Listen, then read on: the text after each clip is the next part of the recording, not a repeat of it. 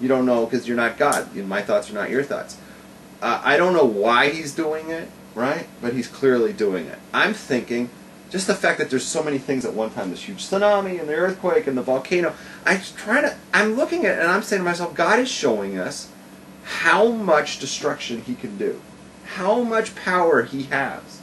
You know, he can just like do so much at one time that like makes mankind look so impotent.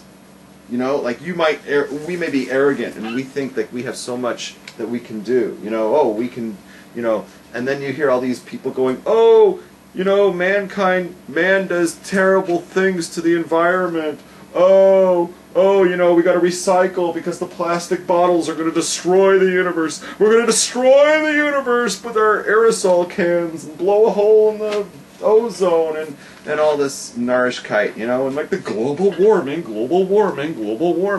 And it's all a bunch of crap, right? Because God can do 1,000,000 times worse and more destructive things than man can. You know, in one weekend, God can bring like a tsunami and kill 100,000 people, bring up a volcano, you know, just raise all kinds of havoc. And you're worried about plastic fucking bottles?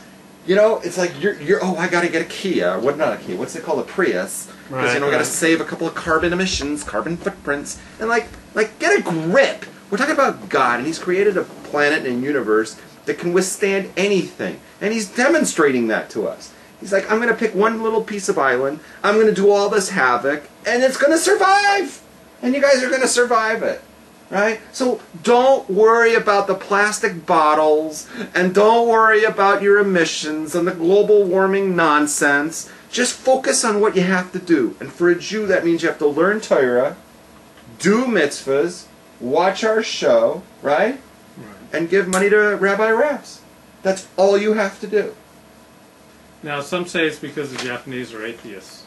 No, if someone makes a claim like that, like it's against Japan, you know, and they're bad, I fail to see it, and I'll tell you why. There's a lot worse places, a lot worse people on the planet than the Japanese, okay? If it's a punishment against a direct people, how about going against Pakistan and Iran, yeah?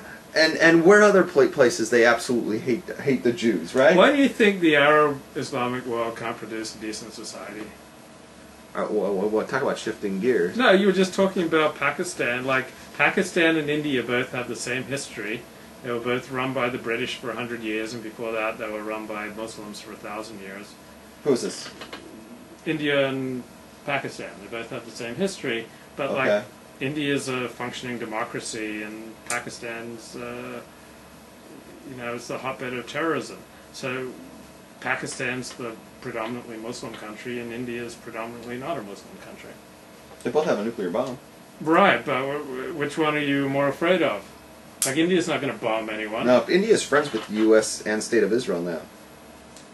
I'm more afraid of Pakistan. Yeah, like, why can't Islam, the Arab Islamic world, produce a decent society?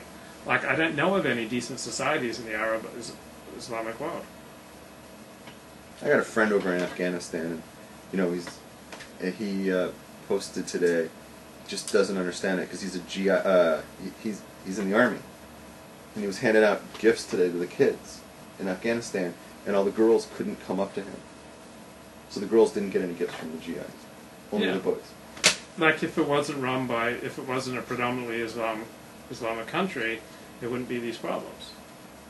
Like, if there are a bunch of Buddhists, like, they wouldn't be blowing themselves up. Like, there'd be no Christian suicide bombs. Whoa, hold on a second, that's not true.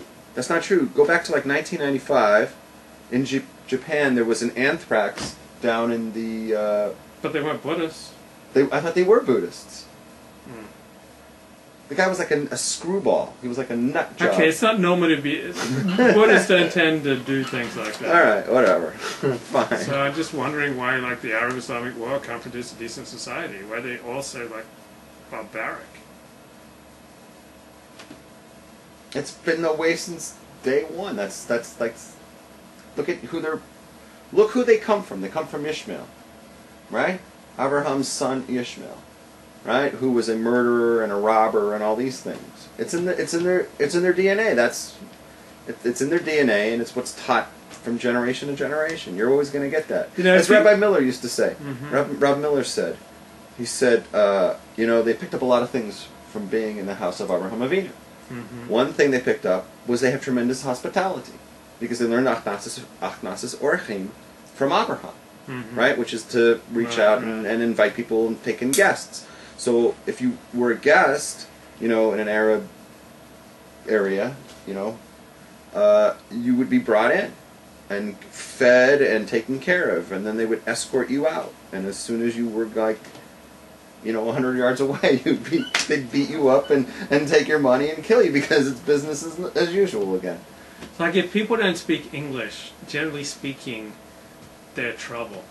Like, people who speak English, they tend to be good people.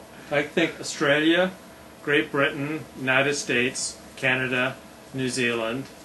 Like, these are fundamentally good people. Good countries doing good things.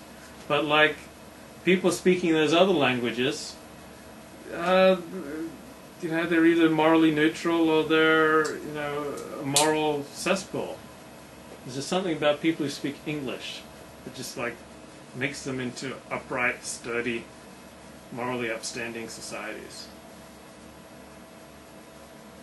Well, thank you. Historically, what about the Jews? You're saying the Jews in the times of they were in the desert, they didn't speak English?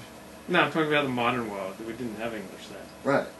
But I'm talking about the modern world, like in the last 150 So you're saying like years. Western civilization? Well, there are other civilizations in the West, but those who speak English, they're the best. Okay. Like England, the United States, Australia, New Zealand, Canada. I mean, that is the best. You produce the best societies. And then the French, they're okay, but I mean, they lost 2 world wars. You had to bail them out of 2 world wars. Had to help them with communism. The French are a mess. The Spanish don't count for anything. They can't produce a great society. Spanish speakers, all they produce are corrupt societies. And then you'd say Israel, but most of them there speak English.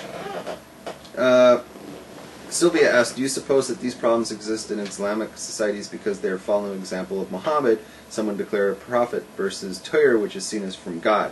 I would say it's even worse than that, because Muhammad himself, I've spoken about this at length in prior shows, Muhammad himself was very violent.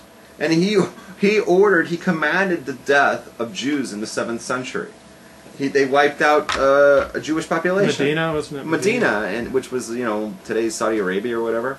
And so when people say, oh, Islam is a non-violent, it's a peaceful religion, I'm thinking, how does that work? So then according to that theory, then Muhammad is violent, then therefore he was going against his own religion.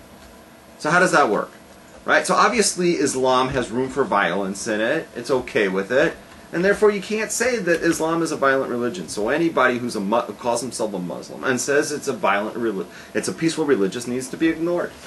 Now, we had Peter King's had spent 4 or 5 hours of hearings on about the threat from radical Islam in the United States, all these homegrown Americans who joined Al-Qaeda, and the major bastions of Al-Qaeda are run by American citizens. So do you feel that Peter King was a demagogue like Joseph McCarthy and unfairly singled out Muslims for scrutiny? Why didn't he investigate Shintoists in America, all the terrorism that they commit? Why doesn't everyone talk about Christians and all the terrorism they commit in America? Oh, I do hear that all the anti-Christian stupidities. Just follow your Facebook friends who are outspoken liberals, right? Who soak up Huffington Post all day and spew it out, right? Mm-hmm. These people will trash from on almost a daily basis Christians. The people they hate the most are the evangelical Christians. They look at them as terrorists. They think of them the most dangerous people on the universe.